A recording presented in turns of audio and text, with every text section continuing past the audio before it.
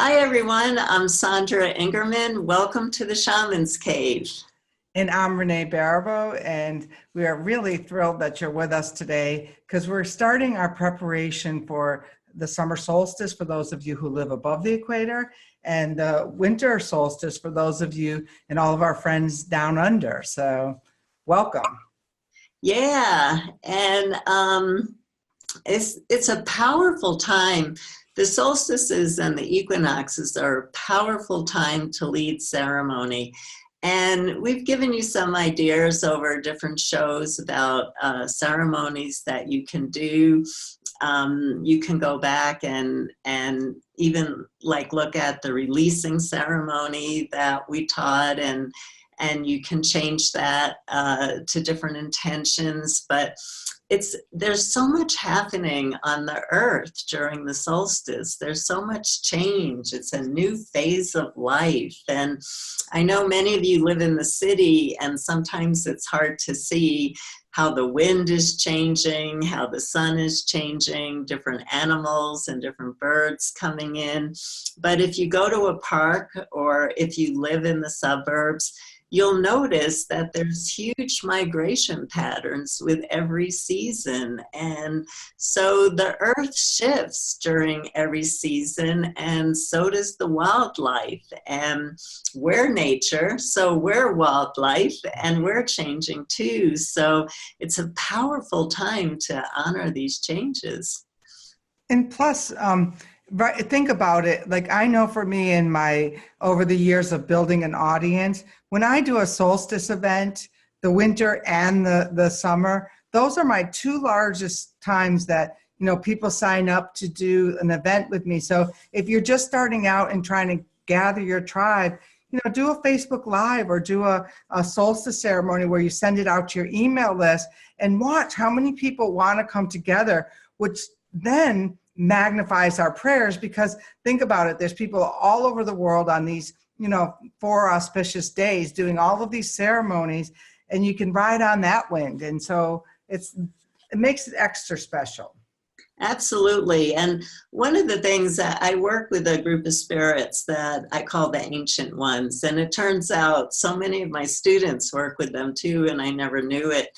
And the ancient ones always talk about so much knowledge about change, and there's just so much power during this time of the solstice, and there's so much going on the earth, and to be able to merge with the earth as we're going to do in the show, to really be able to understand exactly how you might be affected. Because what I found is that because of technology and because of the way that we can disconnect ourselves from what's going on outside, we oftentimes just keep going at our regular pace. We never change our pace.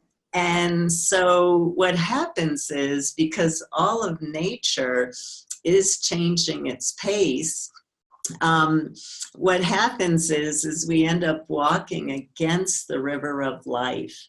And when you walk against the river of life, you start to get depressed, you start to get anxious. And that's where half of our emotional illnesses and physical illnesses are coming from, is we're actually no longer walking with the river of life. We're not flowing with the seasons. We keep walking against, because we're disconnected from nature. So. Yes, in the talk I gave this week at the addiction conference, I was talking about how in 50 years ago, people spent an average of 5 hours or more a week in nature. And now that is down to, I believe it's under an hour a week. And, it seems to be a direct correlation of the last 50 years between the amount of time people actually spend in nature and their balance. And like I think we've talked about the spin axis. If you're just so disconnected, there's nothing to ground you into whatever it is you're trying to offer out into the world.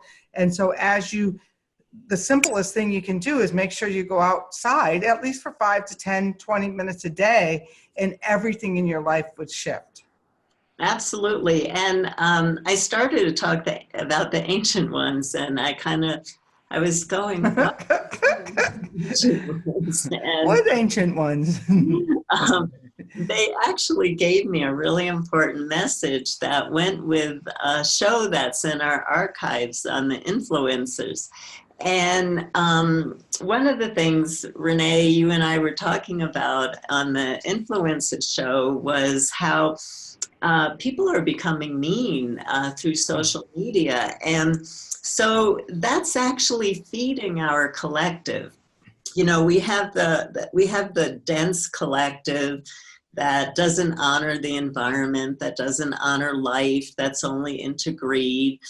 And then we have a part of the spiritual collective that's really angry right now about many things and is communicating that.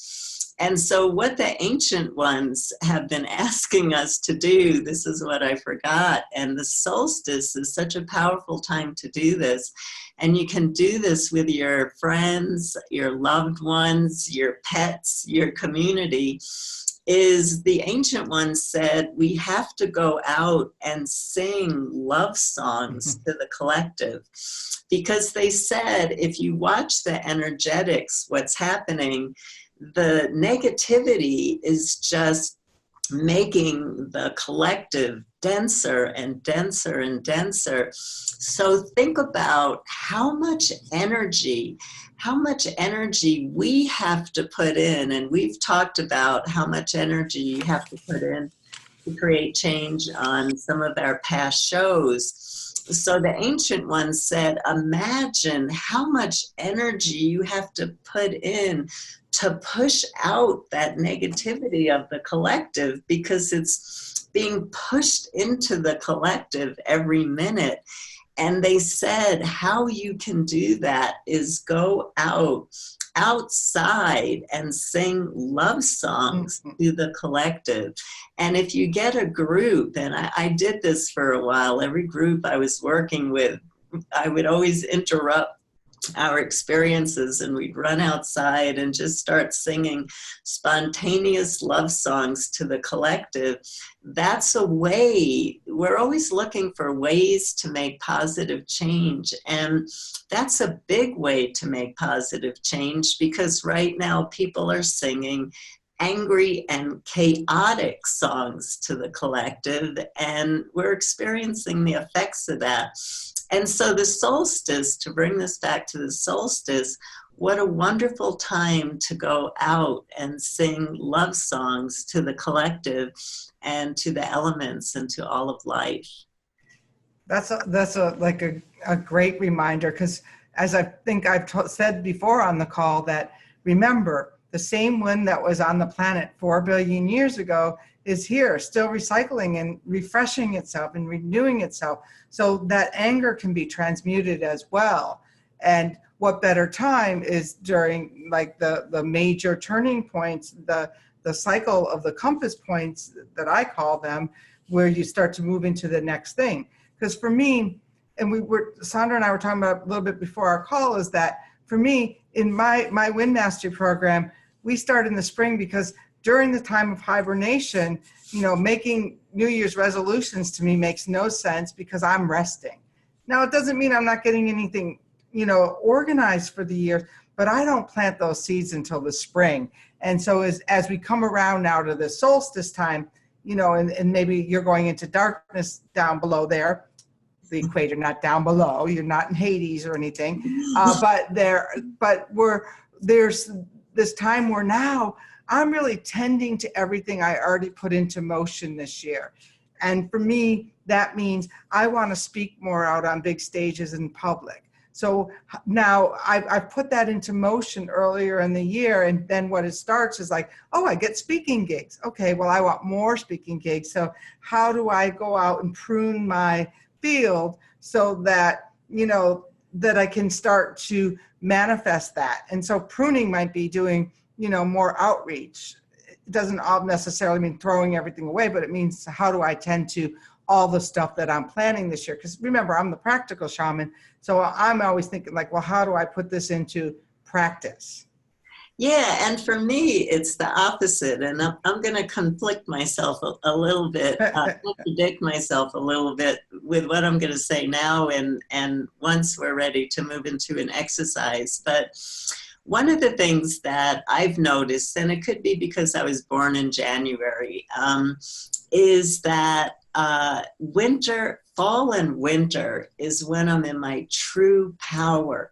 It's when I want to be out there teaching and traveling. And when I used to teach a lot of workshops, I would teach five-day workshops in September and October, because that was when I was in my true power.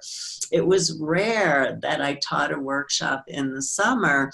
And the only reason why I stopped in the winter was as the climate changed, traveling became so tricky. So I couldn't do back-to-back workshops in the winter, but I would have, because my personality really gets fed in the winter by being around people. But in the summer, I taught workshops. I only taught a couple of workshops because that was when a lot of school teachers were off from work, and that was the only time they could come. But once the spring equinox happens, I start moving within. And by the time summer comes, I am a bear in hibernation. You cannot find me. I'm in my cave. And so one of the things that's happening for me right now is a lot of my work is changing and evolving, and I'm moving more into emanating love and light and singing to the collective and using vibration and energetics to be a changing force. And so I'm finding myself, now that we're moving into summer, that I'm becoming quite the recluse, and I'm doing my prayer work. In my house, I rarely leave. I rarely see anyone anymore. And I started writing about this in Welcome Home, which is my second book. And I'm telling you this because it was in 1993. So I've been talking about this for a long time. And when I wrote about it in Welcome Home, my mailbox was flooded with letters because people were saying, I never heard anybody speak about this, but I'm like you, I hibernate in summer. I got hundreds and hundreds of letters. And so I think that sometimes we all try to put ourselves in a box. You know, the new moon, this is how you're supposed to feel in the new moon, and this is how you're supposed to feel in the full moon, and this is how you're supposed to feel in the equinox, and this is how you're supposed to feel in the solstice. But we're all individual creatures. I mean, think about the flowers out there. There are certain flowers that bloom at different times of the year, and we all try to be the same flower, all blooming and sleeping at the same time. And nature doesn't work like that. There's always life going on.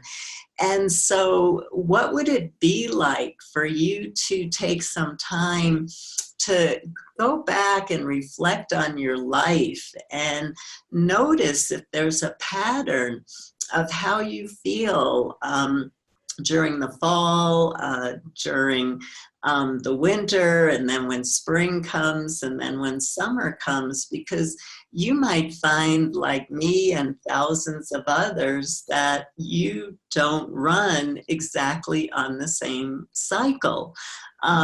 It's a very interesting reflection, and then I advise people to look at how they can change their calendar a bit. I mean, you have to go to work, that we know, but you might be able to change your social calendar. or when you are more extroverted, you do more projects, and like Renee, who's taking care of her garden now because she's ready for that next step. And so by doing that, you become healthy because you're honoring what's happening inside of you instead of forcing yourself to go against the river of life. I love that. One of the things about the wind work is that because I think that everything, like Sandra, is a reflection of the nature itself, that the compass was created based on what we had in nature, including our nature. And so that compasses were always designed to be used to get from point A to point B from wherever you were located. So in my swirling sphere of teachings, that you are at the center of your own wheelhouse, and the only place you can navigate is from that center place of yourself. And one of the things that I do in the Fall Wind Mastery program is I actually have people make a life map.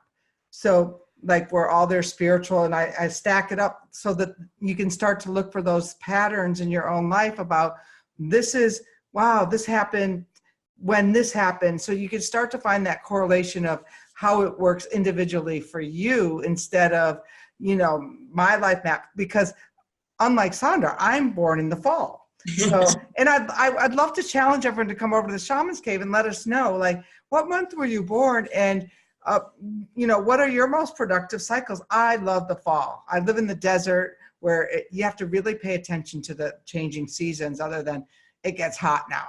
But the fall, we don't get the colorful leaves. So I find myself a lot of times flying back to New York to do workshops in the fall, because that way I get to see the fall leaves, and I feel like, that's that place where I feel like I'm going home to my own self in that colorful landscape.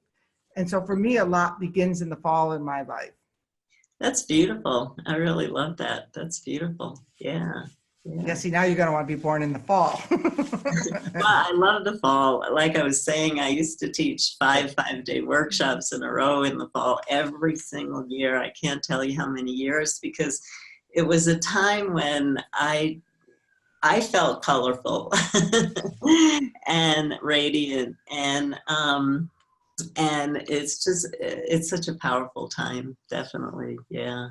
It absolutely is. And so as you prepare for this summer solstice yourself, maybe you sit down and make yourself a life map to see what are the peak seasons for you, and what does a season mean as you enter on into it in your own work. Because, remember, we're cyclical. What I was trying to tell the therapist the other day was that, maybe my whole assumption is that we moved from a space-time linear model about 10,000 years ago and got away from the cycle model. So imagine if you went to an addict or your partner or something and looked at, wow, this was only one cycle of our experience together, but it's not all of them. And it doesn't mean, like in the commodity market, that you didn't produce here, now you're just declining, but that cycle dies and then you move into the next cycle. So as the solstices, so if you were to,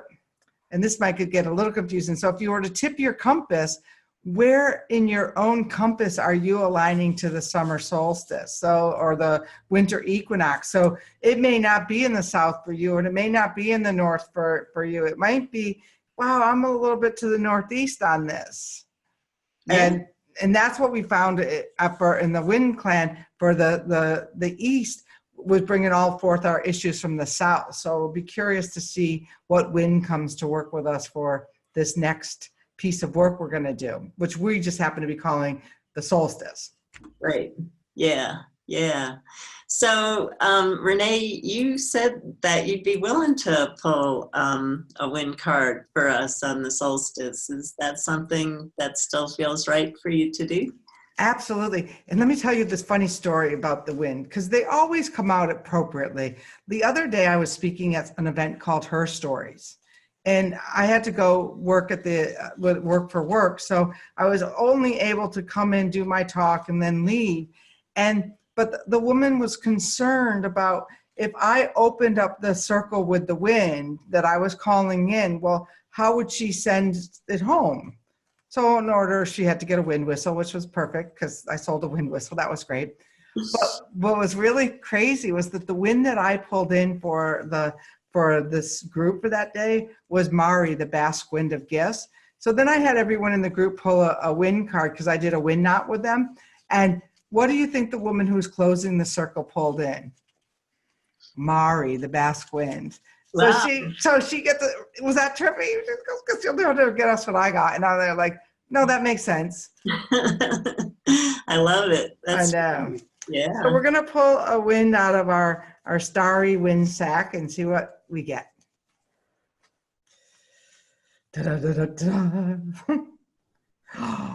Oh no! And this is perfect for you, Sandra.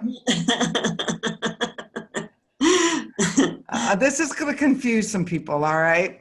So we got for the solstice, we got the south-southwest intercardinal no wind, the doldrums. Ooh, whoa. So action is suspended. Now, when I was doing the wind mastery, a couple people pulled the doldrums for their year, and they got really depressed, like that they weren't going to make any progress this year. Because we think when we're not moving or we're not going forward, that no progress is to be had, when absolutely one of the two people actually decided that her spiritual being in the space of no wind might be a really good time to take her meditation even deeper, even further. And she's having these mind-bending experiences being in this suspended state of no wind. And in the winds of spirit, there's two places south of the equator, and it's funny because we're talking about the equator today, where the wind doesn't blow. And when sailors used to get stuck there, they would have to offload some of the livestock and things so the animals didn't starve during these periods where they would be actually suspended in the water for weeks on end without wind moving.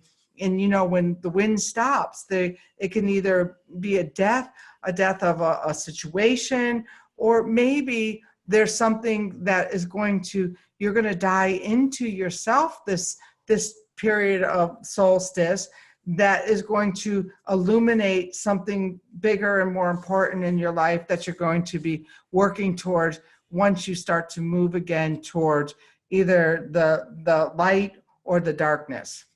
And I have another reframe on that that works for that card too, is, summer is a time when people like to take vacations and get to the beach and rest because the environment supports that. And I know those of you in the Southern Hemisphere, that card might be perfect for you just as it is, because it's a time of rest too.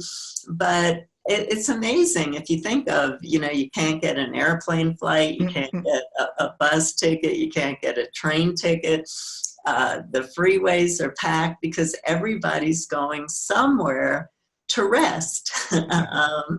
And so people like to take vacations also during the summer and during the winter to chill out from all the activity, so that's another reframe on that card too.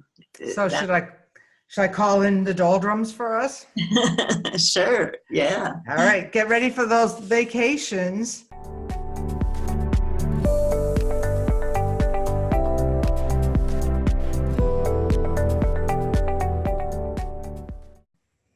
I'm going to call to it 3 times like I do. And on the first one, really connect down through your spin axis, down into deep, deep, deep into the molten core of the earth.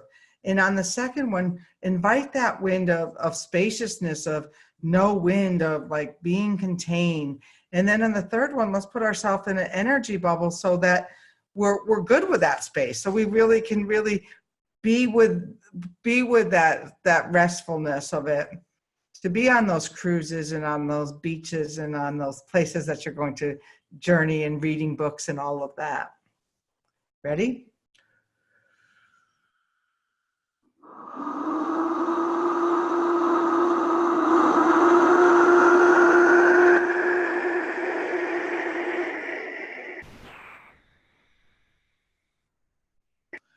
And let's sing our love song to the doldrums.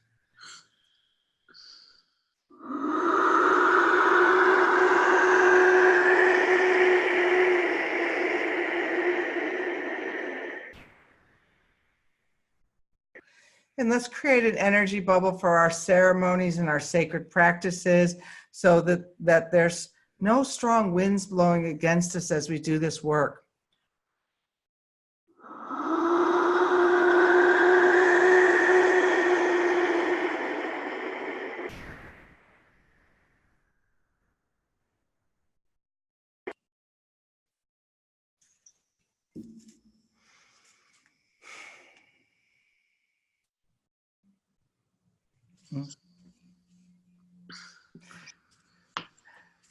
I was telling Sandra the other day when I was teaching, I had told the story about a spontaneous extraction I had one time at the same hotel. And there was this very collegiate looking guy that didn't look shamanic at all, you know, by whatever my judgment of that looks like. And I blew the wind whistle 3 times. And I said afterwards to these therapists and psychologists and doctors, hey, anyone have an experience? And this guy, and he goes, it wasn't what I thought. I thought I was doing this. And all of a sudden I was cut open and something was taken out of me. And I was like, it was like, you know, it was so exciting because everybody in the audience, everyone else was like, wow. That's great. Yeah, you know, the spirits are really close right now. We're going through a lot. And so they're coming in and they take every opportunity when you can get quiet. And this man probably got real quiet as he was so, you know, the wind whistling that you do, Renee, is so beautiful. And it naturally takes somebody to a very deep place. And as soon as somebody can get to a deep place, the spirits swoop in and start to perform healings on us, which is really great. So I'm going to lead a really short journey now that Renee has called in the wind for us. And this is a short journey. In part 2 of our show, we're going to do a longer ceremony.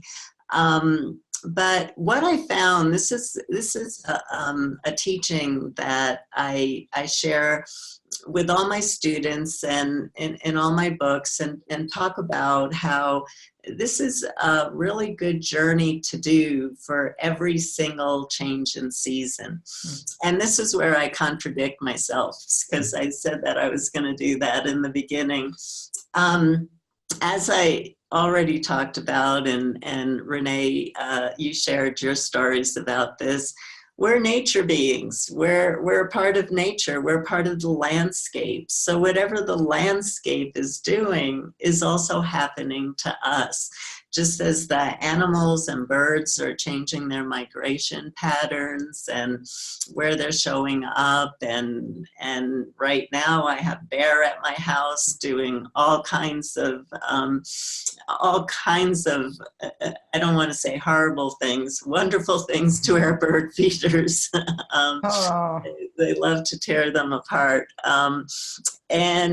But, you know, we always know what's happening by what animals show up and what birds show up. And so the land has qualities that's changing, and we're part of the land. We're a manifestation of the earth. We're born of the earth. And so whatever is happening to the land is also happening to us. And so a journey that I really recommend for people to do at every change in season is to actually merge with the earth right where you live, not in another state, not in another hemisphere, not in another city, but right where you live. And And the reason I like to do merging journeys is that you get to learn from an element. When you merge with the earth, you learn about the earth by becoming it. When you merge with water, you learn about water by becoming it. The wind by becoming it, the sun or fire by becoming it. And there's so much that you can learn because it's not verbal. You actually get the cellular feeling in your body when you merge, and that's where the most important information comes, is not with our minds and taking in more information, but feeling in our bodies what's happening. So merging journeys are great to get more of a body sense instead of a rational understanding about the seasons. And so we're going to merge with the earth right where you live.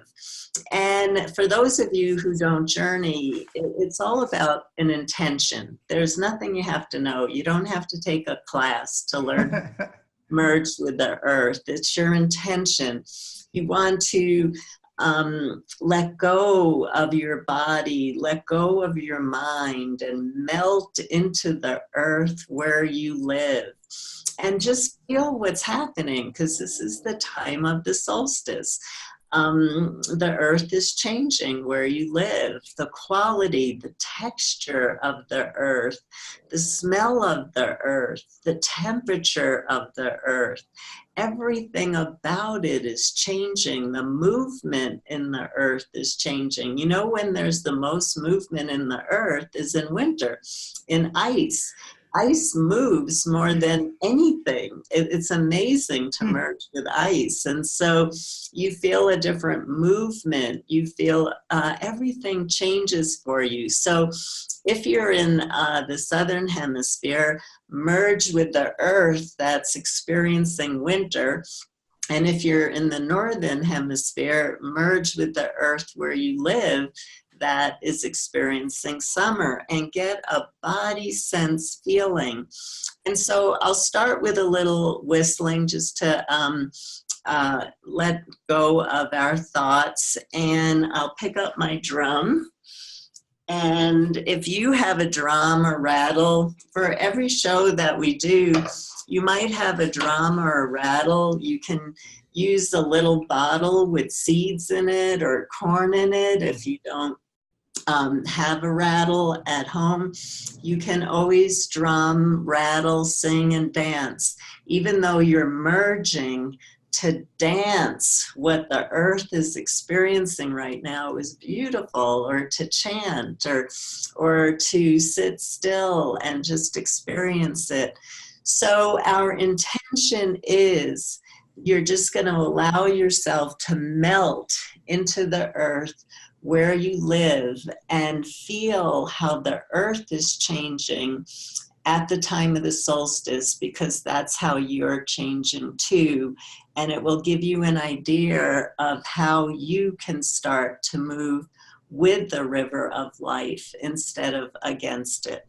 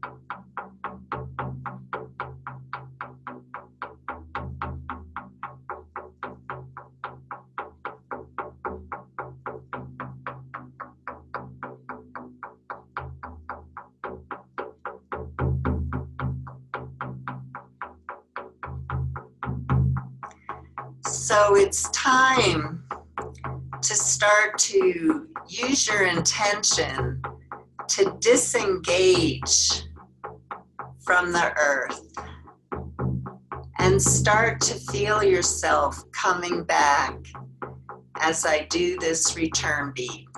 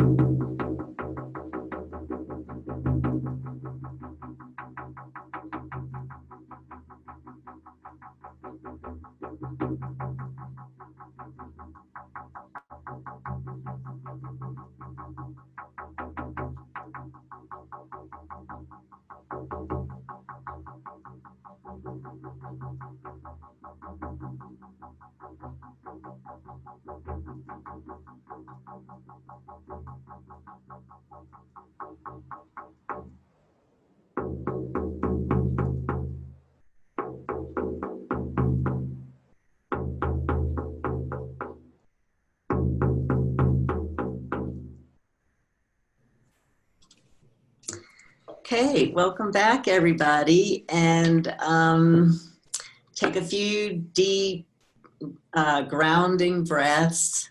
Feel deep roots coming down from you into the earth, connecting to the 4.6 billion year old earth. Feel her heartbeat and feel yourself really grounded and present. And hopefully you got some inspiration from this journey about ways to change your life so that you can improve the quality of your life and also your health. And of course, it's a journey that you can do again at another time when you can settle more into journey space and sacred space better. Well, I just went right away, so I didn't have to settle anything. It's just like I melted right into the hot earth, and then I was liking to be more up on Whidbey, where I'm heading this month, and where the water runs. And it was like, no, get back here to the hot earth.